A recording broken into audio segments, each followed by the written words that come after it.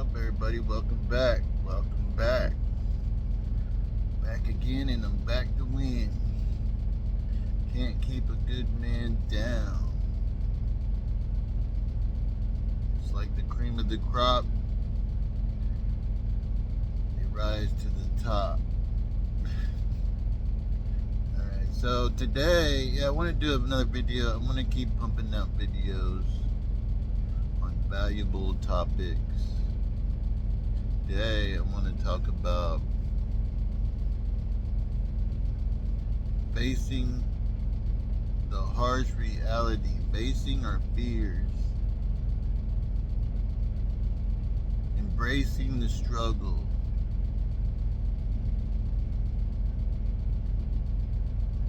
how that changed my life. That was a big idea, a big thing I learned from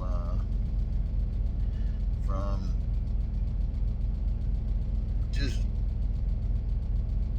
listening to a lot of different self-help books and stuff helped me. A lot of growth. I had a lot of growth this past few years by learning, reading, listening to audiobooks. I didn't want to study that much before. I was kind of lazy. I was kind of apathetic and ornery in my ways. I still am. I'm still trying to become more productive and creative, because I know it's only hindering me by not producing and not creating content, or not doing more with my life. It's only hindering me. And I'm older now, so I'm kind of stuck in my ways a little bit. I'm more stubborn in that aspect, or whatever. I'm not a spring chicken. I'm not quick to do, or quick to jump, or quick to react, or quick to act, take action. So assertiveness is another big thing too. Being assertive, and how would you say, taking the bull by the horns.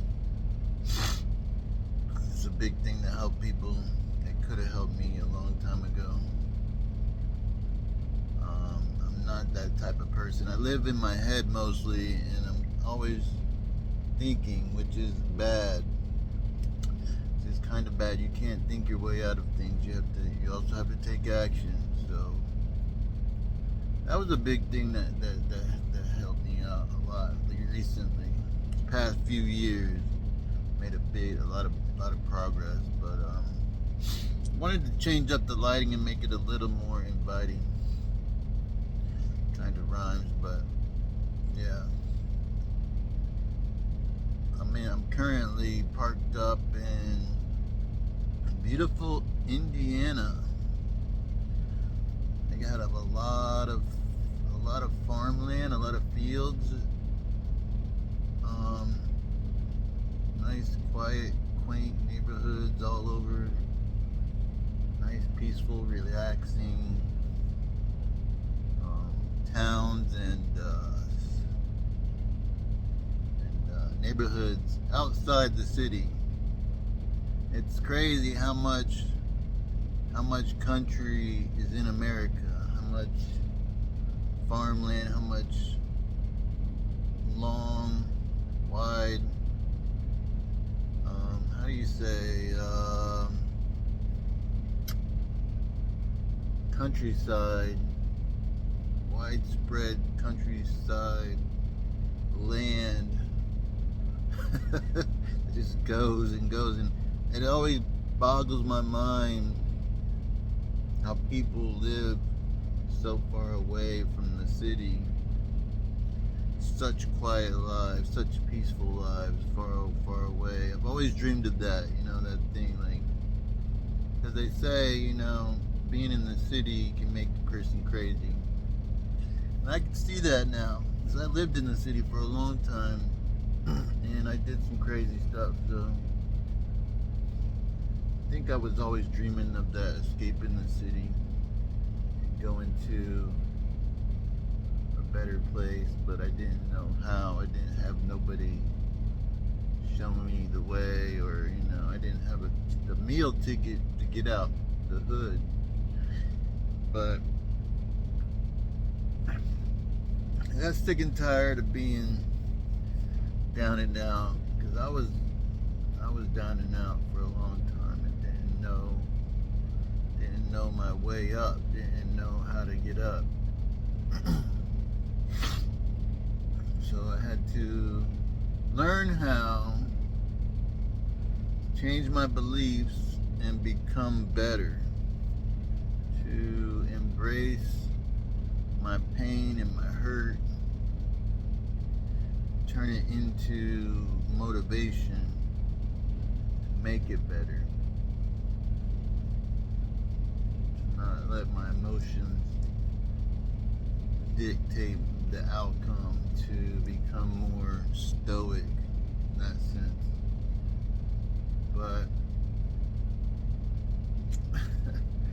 boy, did I have some struggle, because it could have been a lot better. I had a lot of struggle to get to here, which here isn't really, it's not that great. I'm still struggling. A truck driver's life is full of struggle.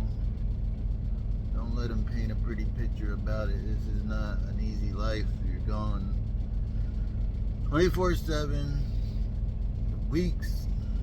You're out here just trying to survive and figure it out, and work long days and drive for 10 hours a day, 6 days a week, and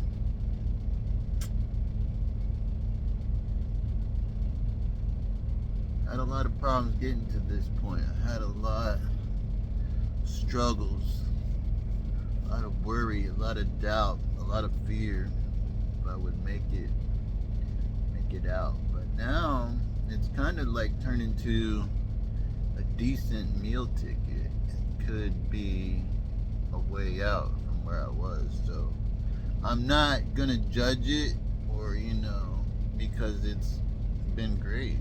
And even though it's so hard, something that's so hard and struggling is kind of good, because it's good to struggle, because you get that sense of accomplishment that nobody can give you, that's greater than anything. That gives you a greater feeling, and builds your character and your self-esteem. So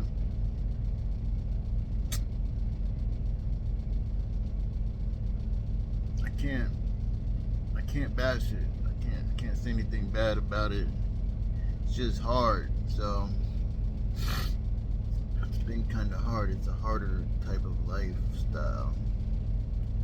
Not the lifestyle I really want. I want a lifestyle that's more work balanced, and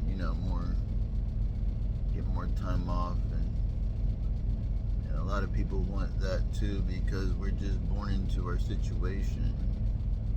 We got to figure it out.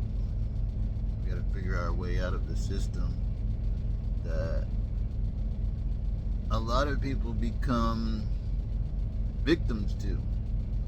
And I think I had a victim mindset for a while. Like, oh, poor me.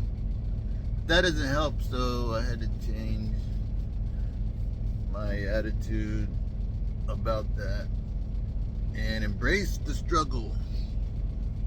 That's a saying that I think I have got from philosophers. I've listened to a lot of philosophy from different people.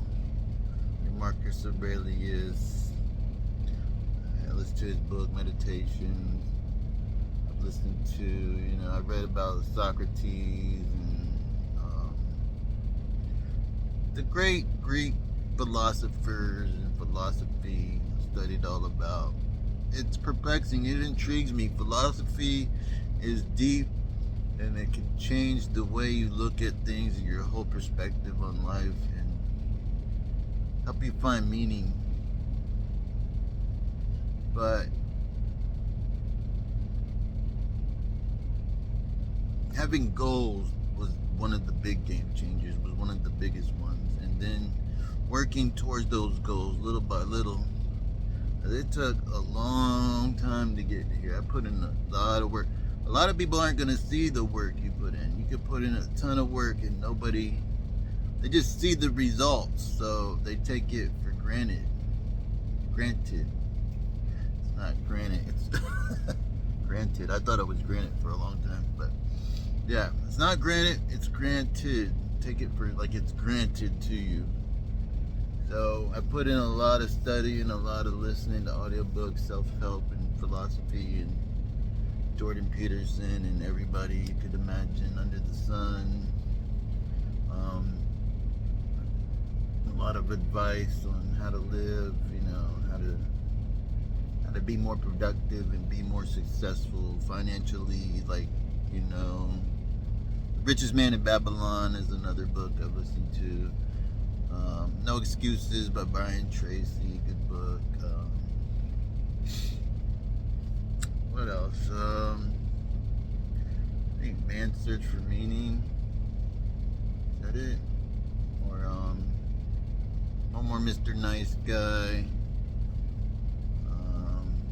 A lot of the books that people recommend, like I made it a point to read more books and become more knowledgeable and aware. Oh, another good book, Emotional Intelligence. I don't remember who it was by. Emotional Intelligence, Psycho-Cybernetics, another book. I've listened to a lot of audiobooks. I don't sit down and read that good. I don't have a lot of patience for it, but I've listened to a lot of the audiobooks. I listened to all those audiobooks. Sometimes a couple times. Like while I was working too, you could listen to audiobooks while you work at some places. I spent a lot of time working in a warehouse listening to audiobooks. People weren't aware, but I was just doing my work and with my headphones inside this warehouse. I had just time on my hands, so I tried to, use that time. And past few years I've listened to a lot of audiobooks, people that recommend audiobooks. What else have I read or listened to? I think I've read a few books too, but some other book that might have helped me. It's hard to think of all of them, but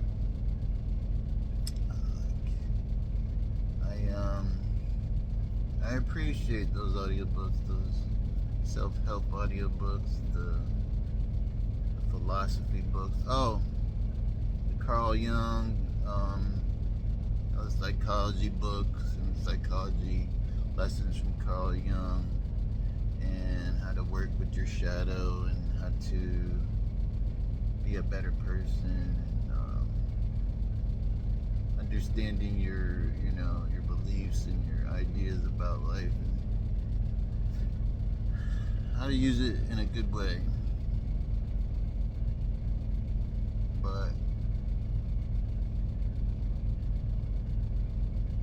yeah, a lot of psychological stuff, but a lot of YouTube video, a lot of YouTube university, how they say it, a lot of YouTube university. I'm spending listening to videos and learning all I can to try to help myself to get out of the situation that I've been in financially, and work on getting out of it. Getting out of the rat race is the goal. So having a goal, working towards that goal has been a big thing for me the past few years, and I've made a lot of progress. I've had a lot of big time failures, but embracing the struggle is one of the biggest things that I think I've been trying to do. Cutting people out of my life don't bring value. And another cool thing is who came up with this idea? I can't remember. This thing called Amor Fati.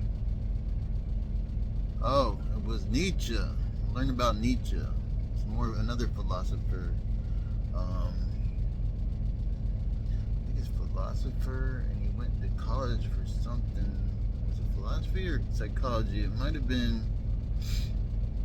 not sure, but Nietzsche wrote a bunch of books, and he came up with the idea of amor fati, I think, or he might have found it in Greek philosophy, but he maybe championed it and tried to share it with people more, to believe, to love which amor fati means lover of one's fate. You know, you love your fate or your life, or your outcome in life, and love every second of it and what you are, to embrace your life with with all your mistakes and all your faults and all your character defects, maybe, to love it, to be a lover of it, even all the way, no matter what. So I've tried to practice that too, because I think I've gotten down on myself and had a bunch of loathing and melancholy or depression about my life, because you're gonna suffer. So I got into also started learning about Buddhism, so I started embracing that, which is kind of like a belief system. Not really, we call it a religion, but to me Buddhism is like a belief system.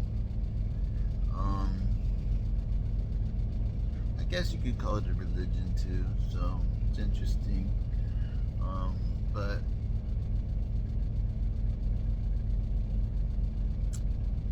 they say you're gonna suffer. Life is suffering, and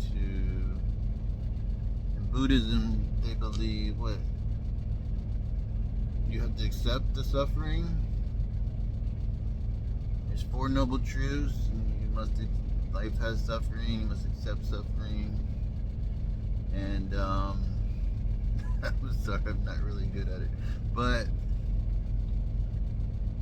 the point is, oh yeah, and then Buddhism shares about how to take the middle way, and not to be too extreme with things, and not, just to be in the middle, which I kind of related to a lot. A lot of people will mess up because they become too extreme, or they'll push themselves to extremes or try to do too much. And in Buddhism, they tell you not to be too less, not to take the low road, but to be in the middle, to be middle ground, not to be too much, too extreme, not to be too lighthearted about things, but be in the middle, be stable, and face life head on, and your problems, and work through it. Take the middle way. Don't be extreme about it, but be reasonable.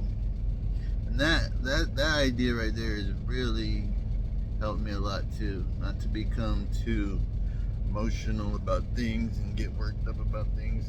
If we think about it, you can take it in a lot of different ways, but it's deep in that sense, like the middle way.